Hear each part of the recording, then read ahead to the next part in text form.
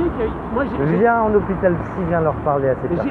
Oui, mais justement, moi j'ai une femme dans mes contacts, dans cette histoire de MeToo, Tu connais des noirs racistes? J'en connais. Est-ce que le fait que les gens étaient conditionnés par un seul mouvement de parole, ça existe? Oui, mais... ça existe. Est-ce qu'avec ça on peut légitimer n'importe quoi? Oui, on peut légitimer n'importe quoi. Moi c'est simple, hein, tu vois. Attends, et alors à ce moment-là, comment... Alors, on parlait de peine de mort. Ouais. Quelle est ta position sur l'avortement? Mais l'avortement, écoute, si tu te sens pas prêt à être parent, si pour des raisons de santé, pour ta propre vie, il faut le faire, si tu n'as pas les moyens financiers, que tu sais que ton gamin il va avoir des problèmes pour sa santé, pour se nourrir, etc., il est criminel d'imposer à une personne que son corps et la vie qui devrait naître, et ben ça, tu vas le prendre dans la gueule. Le gamin il va quoi? Il va crever la dalle. La meuf elle va quoi? Elle va crever. Tu vois ce que tu dis, c'est une honte. Tu vois ce que tu dis? Ouais. Ça me choque très profondément. Et pourtant je vais pas m'enfuir comme ça en me disant je veux plus te parler. Mais c'est parce pourtant, que tu légitimes une agression en disant non, il y a des femmes tu légitimes le mort d'un enfant à venir. Je sais pas si tu vois le truc. Oui, mais c'est philosophique. On ne sera jamais d'accord pour dire à quel moment un embryon est en vie. La science et la religion ne seront jamais d'accord. Acceptons-le. Mais le fait est que ça ne justifie en aucun cas de dire à une femme si tu t'es fait agresser, c'est que tu as dû le chercher. Rien ne peut justifier ça. Rien. Alors répète-moi ce que tu m'as dit parce que j'ai mal compris. J'ai mal compris. J'ai jamais dit ça. J'ai dit il y a des femmes qui sont contre ces mouvements de MeToo machin. Ouais. Parce qu'elles revendiquent leurs droits. Elles ne veulent pas se plaindre. Elles trouvent que c'est une bonne chose que les hommes les agressent. Car elles sont dans ce fonctionnement-là d'un rapport, on va dire, sexuel déviant. Elles revendiquent cette déviance. Et je connais des femmes comme ça. Elles sont partisanes d'une déviance, elles veulent être agressées sexuellement. Ça fait partie de leur mode de fonctionnement. D'accord. Voilà. Je suis pas en train de le légitimer, je suis juste en train de te dire que c'est une chose qui existe. Et que si d'un côté tu me dis il y a des femmes qui ne peuvent pas accepter de garder leur enfant, moi je te dis oui, il y a aussi des femmes qui n'acceptent pas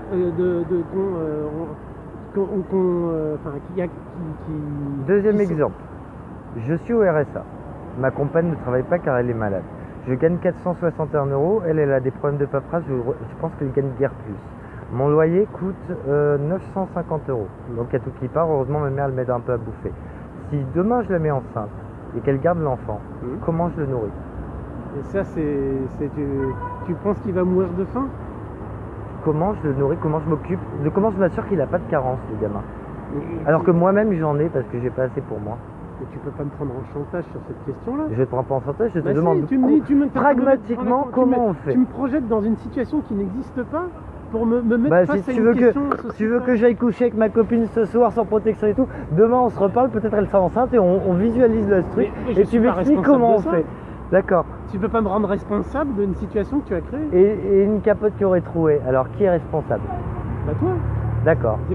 Donc il faut l'abstinence. Si j'ai pas les moyens, c'est l'abstinence. Si j'ai pas les moyens financiers, si je suis honnête, je dois être abstinent. Si tu veux. D'accord. C'est la réponse que je te donnerai. D'accord. Si tu veux une réponse claire et nette, de toute façon, tu sais très bien qu'il y a des moyens simples. Voilà.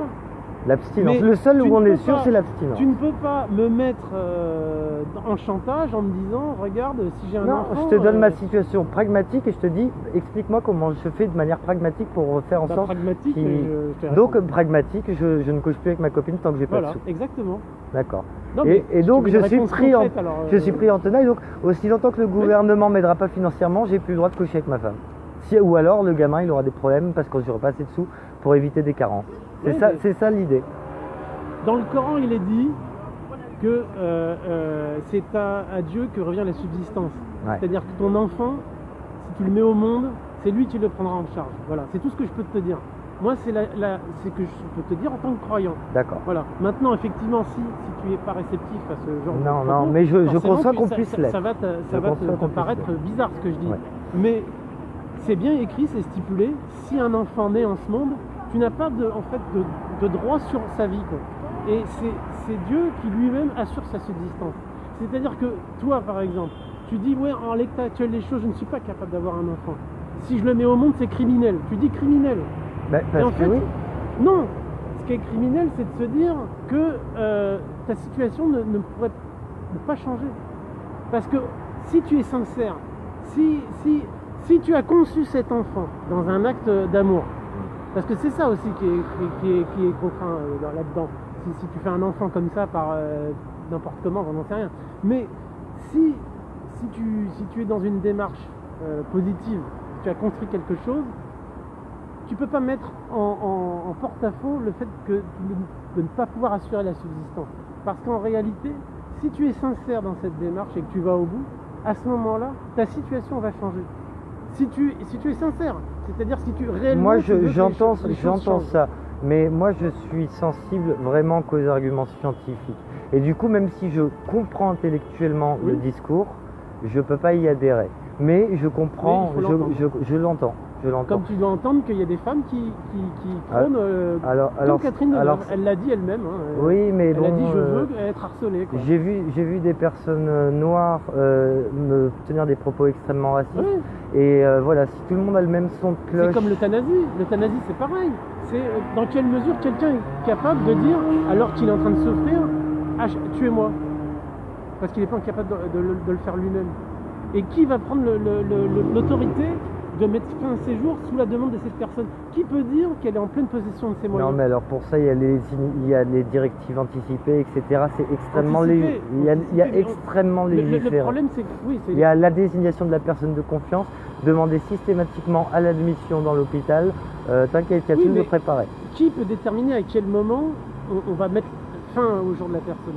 Eh ben, c'est légiféré. Non, il y a une définition très exacte. C'est quand le traitement curatif ne donne scientifiquement plus aucun espoir de rétablissement.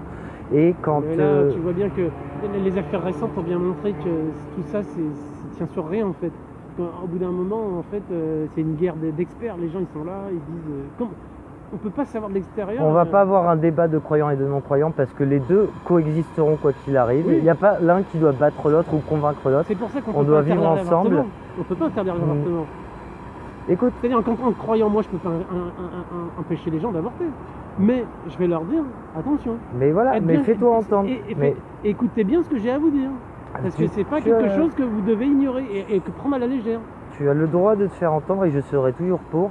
Mais je partage pas certains de tes avis, mais à partir du moment que tu te bats pour que tout le monde ait son mot à dire, on est du même côté. Oui, voilà. Et c'est pour ça que je te dis que les femmes qui ont envie d'être harcelées, ça fait bizarre à entendre. On s'arrête là.